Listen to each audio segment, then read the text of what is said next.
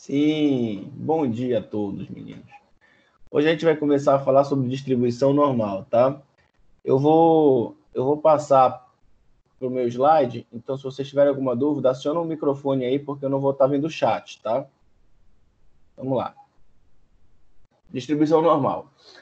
Bom, já que vocês aprenderam a fazer toda a parte de média, moda, mediana, desvio padrão, e aprenderam a fazer o histograma, a gente vai entender agora para que serve tudo isso daí, tá? Com a distribuição normal. Então, agora, os nossos cálculos vão ser simples, mas vai ter muita interpretação. Então, a distribuição normal é uma ferramenta que permite que nós calculemos a probabilidade de coletar um certo dado do nosso estudo, certo? Então, eu vou mudar aqui, só para vocês entenderem, olha só. Vocês podem ver que, por exemplo, a distribuição normal, à medida que a gente vai coletando dados, a gente vai fazendo o nosso histograma, e o nosso histograma ele vai tendo a forma de um sino, da seguinte maneira.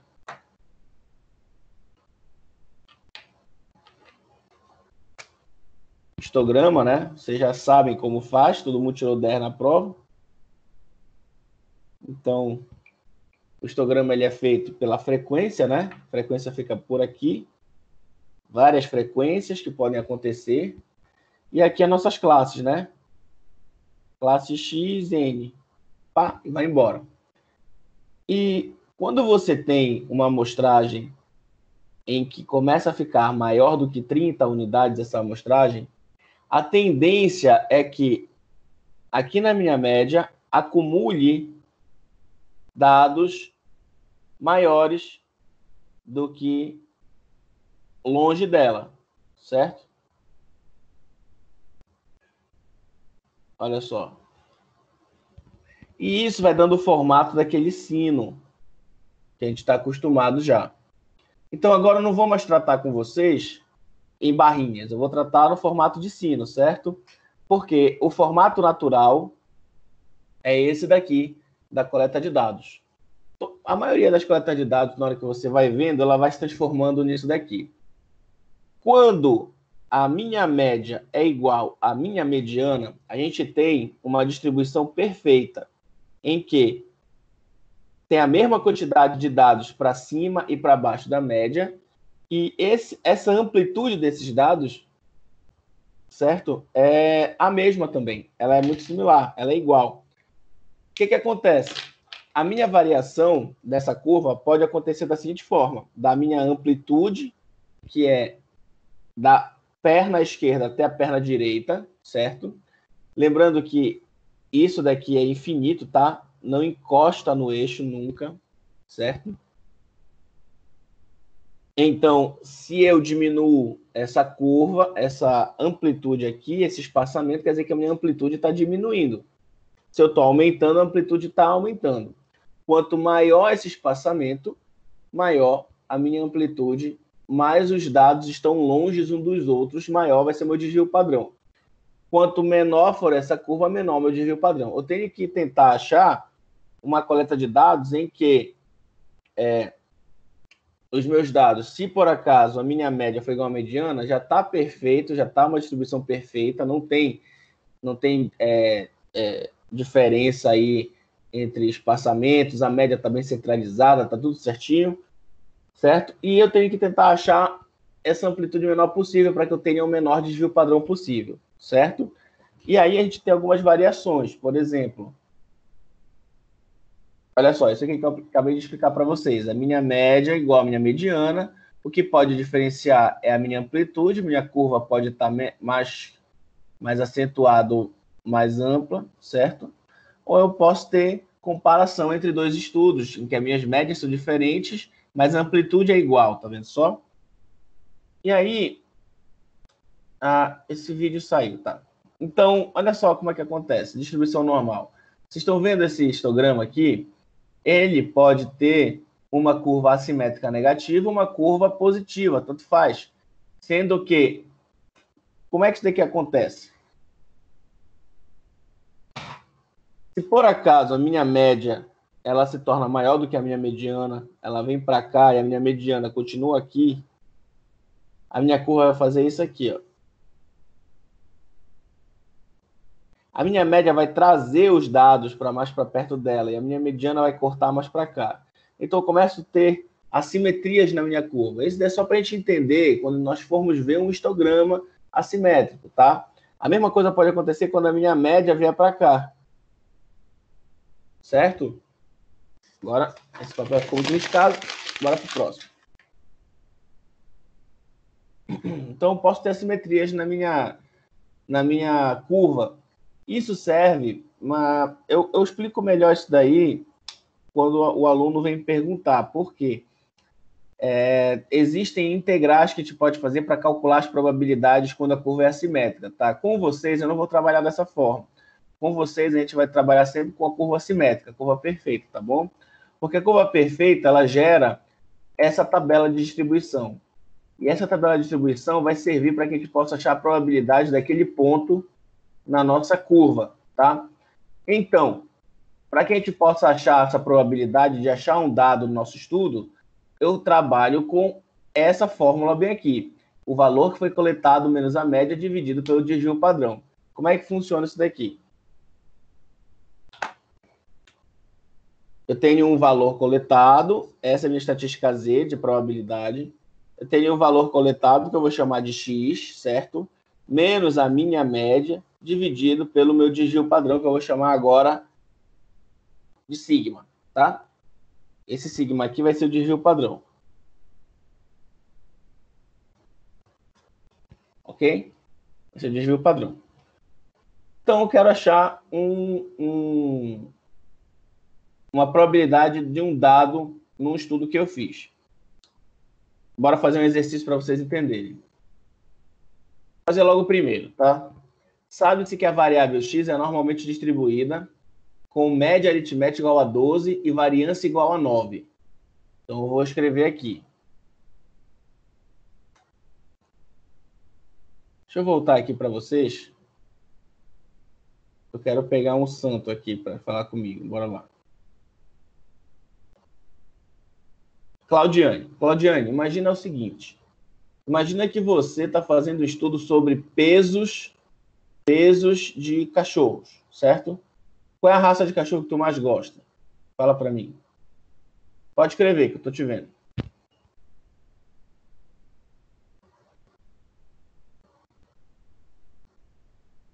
Poodle. Tu tem o poodle?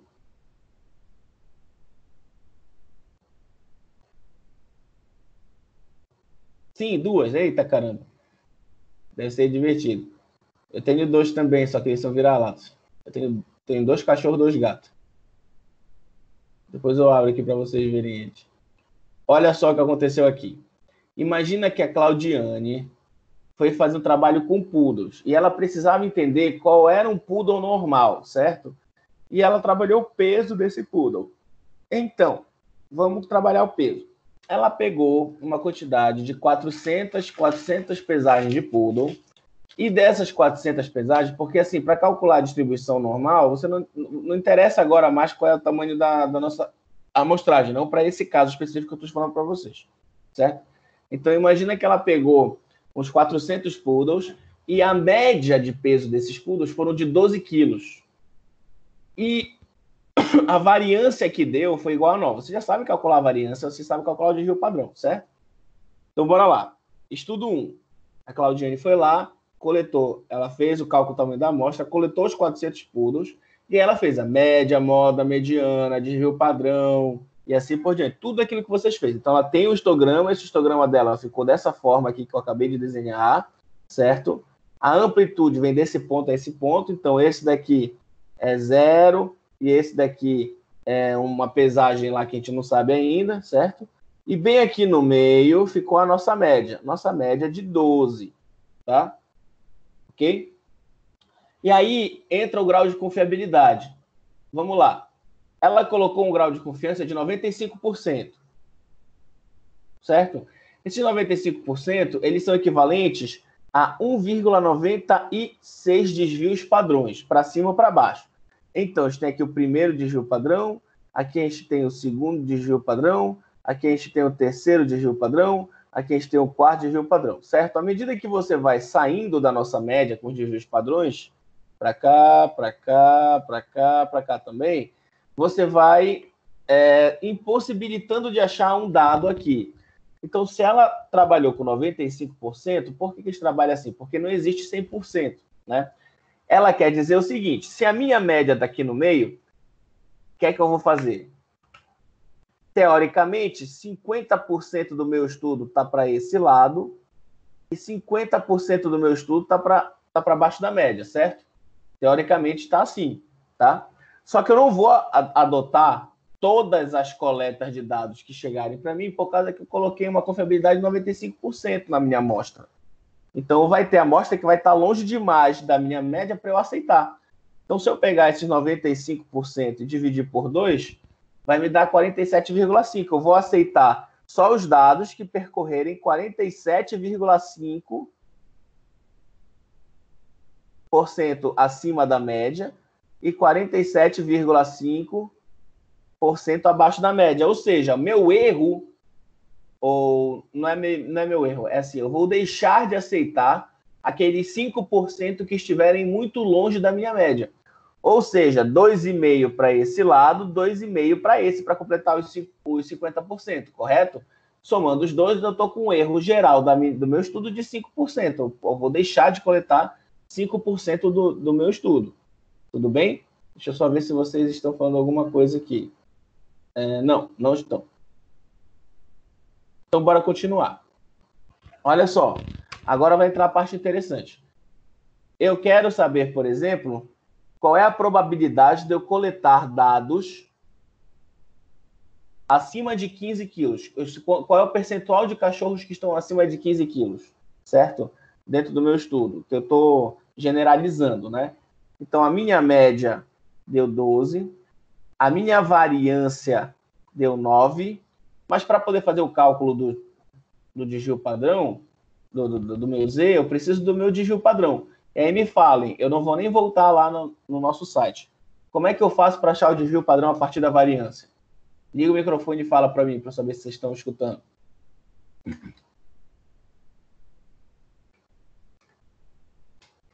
Tchan, tchan, ninguém quer falar. Ou o pessoal está dormindo, ou vocês estão tímidos. Não vou voltar lá no site. Quero ouvir vocês. Tchan, tchan. Como é que eu faço para descobrir o desvio padrão a partir da variância? Vocês fizeram isso na prova, hein? Teve gente que está aqui na sala, tirou 10 e não está falando. Ninguém. Tirar a raiz quadrada da variância? Isso, minha vida. Uma pessoa falou, graças a Deus. Vocês estão dormindo ainda, né? Olha só. Tiro a raiz da variância. Então, meu desvio padrão vai ser a raiz de 9. Quanto é a raiz de 9? 3, certo? Vamos lá, galera. Preciso saber que vocês estão vivos aqui, viu? Então, meu desvio padrão é 3. Aí, o que acontece? A Claudiane quer saber qual é o percentual de cachorros que está acima de 15 quilos, certo? Na população geral. Então, ela vai pegar o Z, vai colocar o dado que ela quer, 15, menos a média, 12, dividido pelo desvio padrão, que é 3. 15 menos 12 dá 3. Dividido por 3 dá 1. Ou seja, ele está localizado bem aqui no primeiro desvio padrão. É exatamente se a gente tomasse aqui, ó, 12 mais 3 dá 15. Está bem aqui no primeiro desvio padrão, certo? A partir da minha média, eu tenho, então, um percentual que eu vou percorrer para cima dela. Aí eu tenho que ir na minha tabela. Bora na tabela. Olha só. Minha tabela me diz o seguinte. Eu vou aqui no meu Z. Quanto foi o Z calculado? Que é o Z, C, né? Z calculado. É 1. Então tá aqui 1. É 1, alguma coisa? Não, é 1,000. Então é na primeira coluna. 34,13 ou 0,3413. Beleza. Então, esse 1 no ZC, na tabela calculada, vai ser igual a 0,34... Opa, esqueci. 3413. Tenho que multiplicar por 100 para saber o percentual, né? Então, a probabilidade da minha média até os 15 é 34,13%. Mas eu não quero isso. Eu quero saber qual é o percentual de cachorros que eu estou acima de 15 quilos, certo? O que é que eu vou fazer aqui? Peraí. Tá, o que é que eu vou fazer aqui? Eu venho do 0 até o 15. Então, aqui é 50%, né? Mas daqui até aqui, que deu 34,13. Essa tabela é a partir da minha média, tá? 34,13. Tem que somar 50 mais 34,13. Quanto é que dá?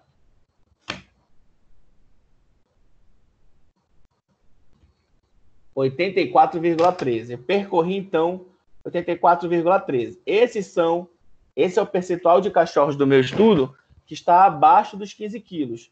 Para que eu chegue nos 100%, eu tenho que subtrair de 100, né? Então, 100 menos a nossa resposta vai dar 15,87. Então, o número de cachorros que está acima de 15 quilos fica como 15,8%. Então, eu já tenho todos os dados aqui. A partir da minha média, eu vou ter 34,13% dos cachorros, certo? Entre o 0 até os 15, eu tenho 84,13%, e acima dos 15, eu tenho 15,8%, tá? A probabilidade de eu encontrar um cachorro acima de 15 quilos, então, é de 15,88%, né? 15,80%. É isso. É 87 que eu coloquei aqui. Pronto. Corrigi. Certo? É assim que se calcula a probabilidade numa distribuição normal, tá? Vocês entenderam o que eu acabei de fazer?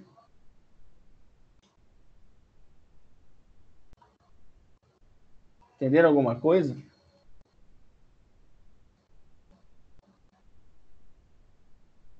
Não? Não entenderam nada? Não é difícil de fazer isso daqui, mas tem a interpretação. É por isso que eu vou deixar você... Você não entendeu, Ana? Ok. Vocês estão muito caladinhos. Só quem está participando é a Claudiane e a Ana. O restante não está falando nada. Aí eu estou dando aula. Mais ou menos. Bora fazer o seguinte. Tentem fazer esse exercício aqui. Eu vou copiar a tabela para vocês, tá? Vou copiar a tabela aqui para vocês.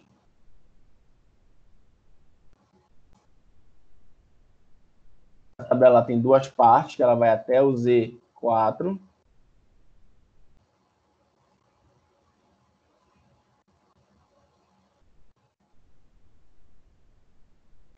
Aí, Manuel, beleza.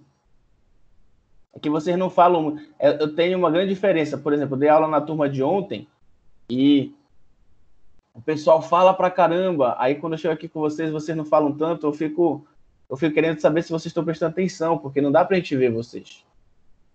Façam essa questão aqui agora, ó. Um psicólogo, certo? O psicólogo vai testar o QI de uma criança. E para tal, utiliza-se de um teste padronizado. Então, esses testes de fazer QI, essas coisas, eles são padronizados. Eles já têm um estudo em cima dele e já te falam qual é a média dele, certo? Então, imagina que tu está fazendo um teste padronizado, um teste com macaco, um teste com qualquer animal, assim, também é assim, tá? E esse teste padronizado me diz que a média de acertos é de 100 e que ele tem uma variância de 144, com o que já foi estudado. A criança tirou uma marca de 125 pontos. Qual é o percentual de criança, certo, que tem QI superior ao dela? Tentem fazer do jeito que eu fiz agora, vai. Vou dar 5 minutos para vocês.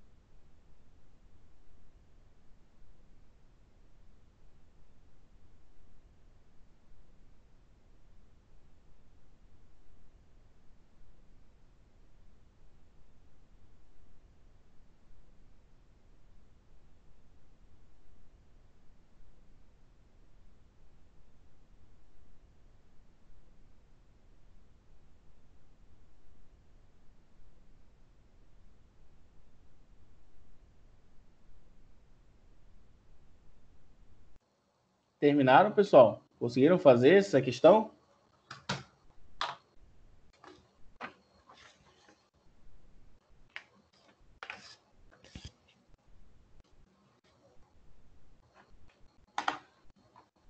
Posso começar a querer resolver ela? Não está acertando fazer? Não tem problema. É normal a primeira vez, por causa que a gente sempre estava trabalhando com dados diretos, né? E aí a gente passa para uma interpretação um pouco mais aprofundada, fica mais difícil mesmo. Vamos lá. Então eu vou ler aqui para vocês, certo? Prestem bastante atenção. Um psicólogo vai testar o QI de uma criança e, para tal, utiliza-se de um teste padronizado, que tem as seguintes características. Uma média de 100, uma variância de 144. Como é que funcionam esses testes? Antes deles tirarem um teste de QI, eles têm que fazer um teste, eles têm que testar esse teste com diversas pessoas de QIs diferentes, que eles sabem que são mais inteligentes ou não. Isso é para que eles possam medir as pessoas, certo? Então, eles vão testar com pessoas que têm QI baixo, então vão testar com pessoas que têm QI alto e vão calibrar o teste. Eles verificaram, eles colocaram esse teste, fizeram a pontuação para que a média fosse 100. E aí está tendo uma variância de 144. Então, bora lá.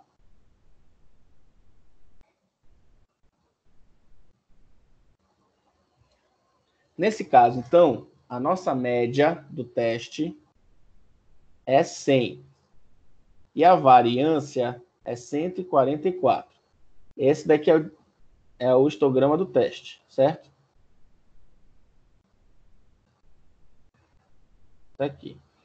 Nunca encosta, porque é infinito, tá? A média do teste está bem aqui, ó, é 100, certo? E aí a gente quer saber, com essa variância, de quanto em quanto sai o desvio padrão para cima e para baixo. Para descobrir a variância de 144, é tirar a raiz de 144, né? A raiz de 144 é 12, tá? Como vocês podem ver aqui. 12. Deixa eu tirar esse negócio daqui. Pronto. É 12, certo? Então, meu desvio padrão é 12. O moleque tirou uma pontuação acima da média. Foi 125. Eu só preciso saber onde é que está esse 125 aqui. Quão longe ele está, certo? Ok. Aí eu pego e faço a fórmula do Z, que vai ser igual ao valor que eu coletei, menos a minha média, dividido pelo desvio padrão, tá?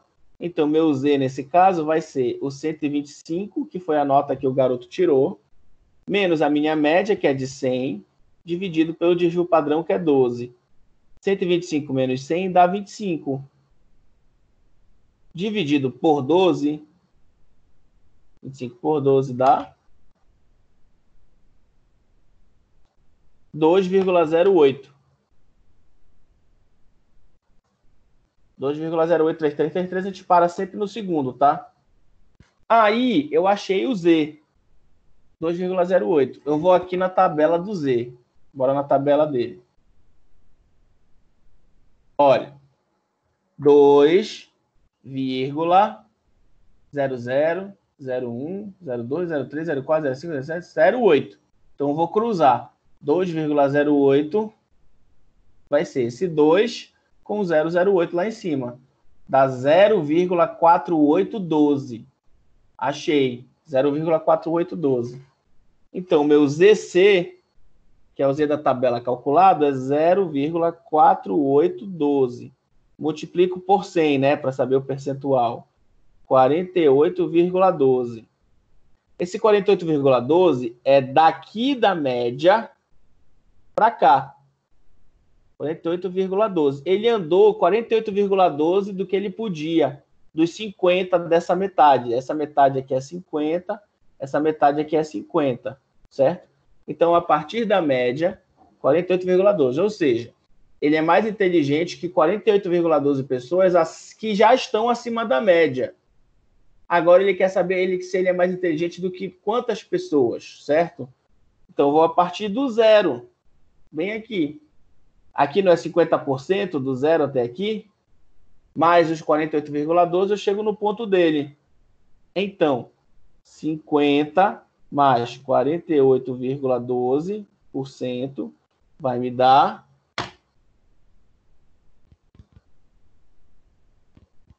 98,12. Ele passou do 0 até o 125, ele cobriu 98,12%. Ou seja, ele é mais inteligente do que os 98,12% de todas as pessoas que fazem esse teste. Ele tem um QI altíssimo, certo? Ele está naqueles 2% de pessoas muito inteligentes que fica bem aqui em cima. Vocês conseguiram entender isso?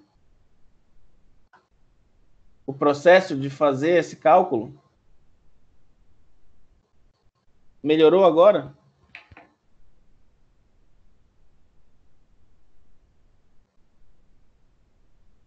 Ah, beleza. Aí, o que é que eu vou fazer com vocês? Ah, então pronto, beleza. Que bom que melhorou. Então, só para a gente recapitular aqui, tá clareando, né? Se por acaso eu só aceito, nesse caso, esse estudo tem uma proposta diferente. Mas, se por acaso fosse um outro tipo de estudo em que eu só aceitasse números que fossem perto de 100, ele estaria fora. Se o meu erro fosse de 47, alguma coisa, porque ele está fora, ele está com 48,12, ele está fora desse meu, ele está dentro do meu erro já, né? Ele já está fora do que eu aceito. Se eu aceito da média até 47,5, ele está fora. Mas nesse caso foi bom, por causa que esse tipo de teste, ele me diz que quem está muito longe é muito inteligente para cima ou muito burro para baixo, certo? O que eu vou fazer com vocês? Tá tendo esse forms aqui, olha só, em que ele tem todas as perguntas e vocês vão ter que digitar a resposta. Como é que eu vou fazer esse forms? Você vai logar, certo? Você vai ler essas perguntas aqui. 1, 2, 3, 4, 5. Você vai colocar. Primeira resposta deu 0,5%. Segunda resposta e assim por diante. Você vai escrevendo, tá? Dessa vez. Você vai escrever. Primeira foi isso, segunda foi isso, terceira foi isso, assim por diante. Se você conseguir colocar o cálculo, melhor ainda, mas eu não vou cobrar agora, tá?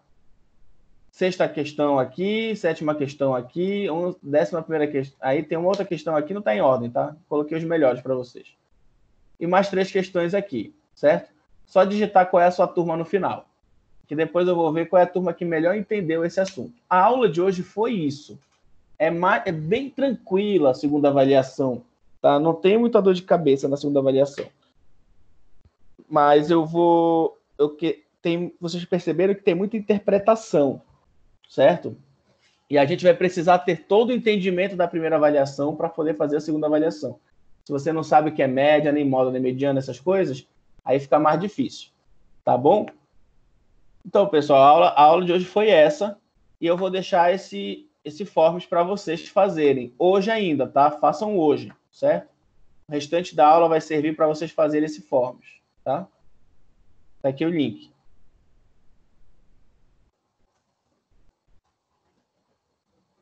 A próxima aula a gente vai resolver todos os exercícios. Tudo bem? Então, vocês têm até a próxima aula para poder responder esse forms. Isso já está contando pontuação para vocês, tá? A nossa pontuação aí eu já vou colocar, certo? Tudo bem, Ana, tá gravada, não te preocupa, tá bom? Então é isso, galerinha. Eu vou dando um tchauzinho para vocês. A gente se vê então na próxima semana. Façam o forms e já está contando ponto, tá? Já é avaliação para vocês. Só para quem veio hoje, tá? Quem não estiver conseguindo vir,